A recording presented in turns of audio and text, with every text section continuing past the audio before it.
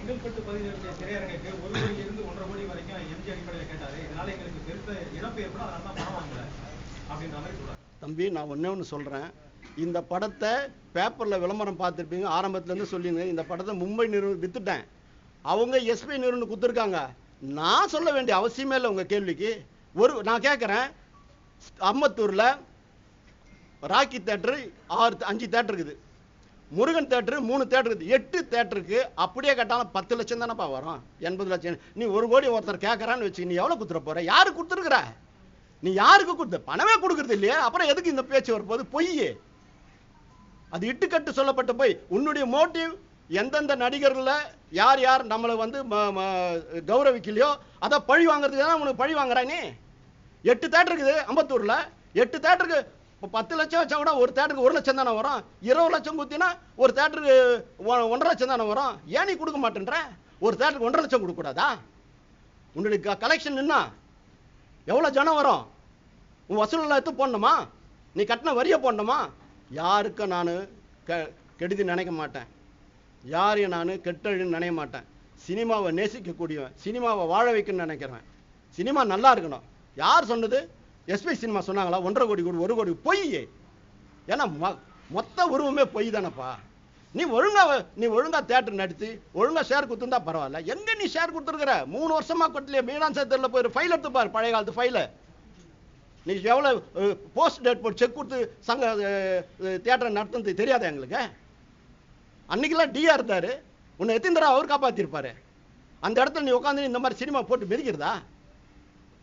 எங்கே பார்த்தாலும் உண்ணாவிரதம் எனக்கு லாஸ் ஆகி போச்சு, இந்த வீடு முட்டுறாங்க, அந்த வீடு கிடையாது. இனிமேல் பட்டு நான் தான் அந்த படம் நல்ல முறையில் ஒரு நல்ல விடிவு காமிச்சது. இப்போ அந்த தேட்டருக்கெல்லாம் அதாவது இவரால் கும்மி அடிக்கப்பட்ட சில தேட்டர்கள், எல்லா தேட்டரையும் நான் சொல்ல, அருமையான தேட்டர்லாம் இருக்குது, அருமையான முதலாளி மாதிரிலாம் இருக்கா, புழுங்குறாங்க.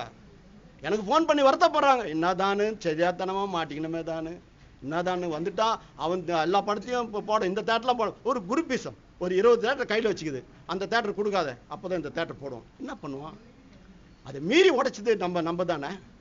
இது எப்படி வராது? பாபு சிதம்பரம் பிள்ளை தான் சொத்தெல்லாம் விற்று நாட்டு மக்களுக்காக சுதேசி கப்பலை விட்டாரு, அலகாபாத்தில் இருக்கிற பங்களாவெல்லாம் தூக்கி கொடுத்தாரு. அப்படிப்பட்ட ஒரு முன்னோர்கள் வாழ்ந்ததில் நம்ம கையில் இருக்குது 10 கோடி போனால் கூட பரவாயில்ல, வருங்கால சினிமாவது காப்பாற்றப்படட்டும்.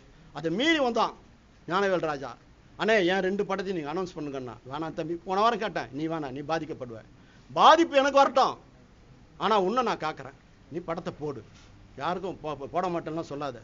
தடை செய்வதற்கு நாம் அல்ல, கடவுள் இருக்கிறான். யாருக்கு யார் தடை வெடிப்பான்? கடவுள் இருப்பான், அரசாங்கம் பார்த்துன்னு தான் இருக்கும். அது சரியான நேரத்தில் சரியான காலகட்டத்தில் முடிவு எடுக்கும். ஆக இந்த நேரத்தில் இந்த பிரச்சனையை நீ உருவாக்குறது ரொம்ப தப்பு. கிட்டத்தட்ட ஒரு 40-50 தேட்டர் போடலைன்ற வருத்தம் எனக்கு இருக்குது. ஆனால் அதுக்கு சூழ்ச்சி நீ. ஏன் இப்போ 10 நாளைக்கு முன்னாடி எதுக்கு நீ கூப்பிட்ற? தெரி போடுறவங்களாம் என்கிட்ட வாங்க, எதுக்கு நீ கூப்பிட்ற? ஃப்ரீடம் விடுங்கள, சுதந்திரமா விட, ஜனநாயக நாடு தானே இது. எதுக்கு நீ வந்து ஒரு மாஃபியா கே மாதிரி வச்சுன்னு பண்ணின்னு இருக்க? தப்பு இல்லையா அது?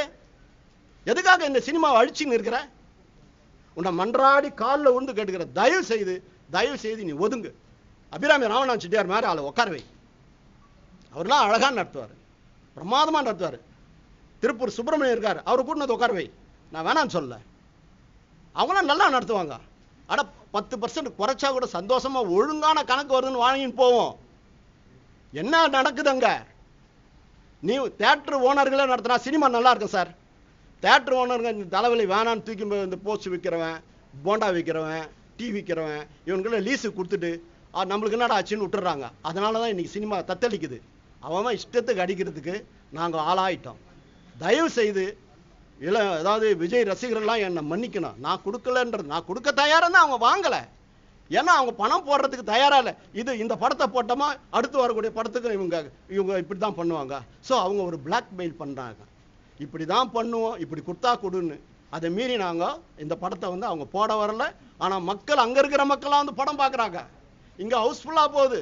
சென்னை செங்கல்பட்டில் திரையிட்ட அத்தனை தேட்டரில் ஹவுஸ்ஃபுல் ரெக்கார்டு. ஃபர்ஸ்ட் டேவே 1 கோடி 6 லட்சம் சிட்டியில் எந்த படம் வந்திருக்குது சொல்லுங்க பார்க்கலாம்? இதுவரையிலும் வந்ததே கிடையாது. 1 கோடி 6 லட்சம் சிட்டி ஷேர் கேட்டு பாருங்க.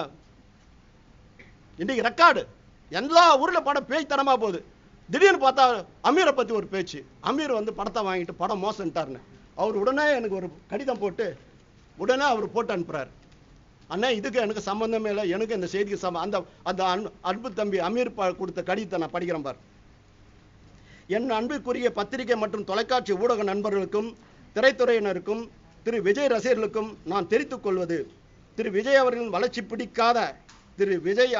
வளர்ச்சி பிடிக்காத சிலருடைய செயல்களால் திரைப்படம் வெளிவருவதில் இருந்த சிக்கல்களையும் வெளியான நாள் முதல் வந்து கொண்டிருக்கக்கூடிய தவறான தகவல்களையும் நான் அறிவேன். அதே நேரத்தில் திரைப்பட விநியோகம் குறித்து என்னுடைய ட்விட்டர் பக்கத்தில் நான் ஒரு செய்தியை பதிவிட்டிருப்பதாக இன்று காலை அறிந்தேன். எனக்கென்று அதிகாரபூர்வமான முகநூல் பக்கமோ அல்லது ட்விட்டர் பக்கமோ நான் வைத்துக் கொள்ளவில்லை என்பதை பணிவுடன் தெரிவித்துக் கொள்கிறேன். என்னுடைய பெயரில் உள்ள முகநூல் பக்கமோ அல்லது ட்விட்டர் பக்கமோ என்னுடையது அல்ல, யாரோ சில தவறான எண்ணம் கொண்டவர்களால் பயன்படுத்தப்படுகிறது என்பதை நான் தெரிவித்துக் கொள்கிறேன். அமீர் போட்டிருக்கார், எனக்கு அனுப்பிச்சு வைக்கிறார். இந்த சினிமாவை காக்கக்கூடிய புள்ள இது. இந்த மாதிரி நேரத்தில் ஒரு தவறான செய்தியை யார் பரப்புறது? ஒரு தொலைக்காட்சி சம்பந்தம், ஒரு தொலைக்காட்சி தான் இதெல்லாம் பண்ணின்னு இருக்குதுன்னு எனக்கு தகவல் வருது. ஆனா காலம் அவர்களை மன்னிக்காத அந்த தொலைக்காட்சியை திருட்டி விசிறி எடுத்துட்டா விட்டுடுமா? இந்த சங்கத்துக்கு கட்டுப்பட்டு தான் வரணும். இந்த சங்கத்துக்கு பதில் சொல்லி தான் தெரியணும்.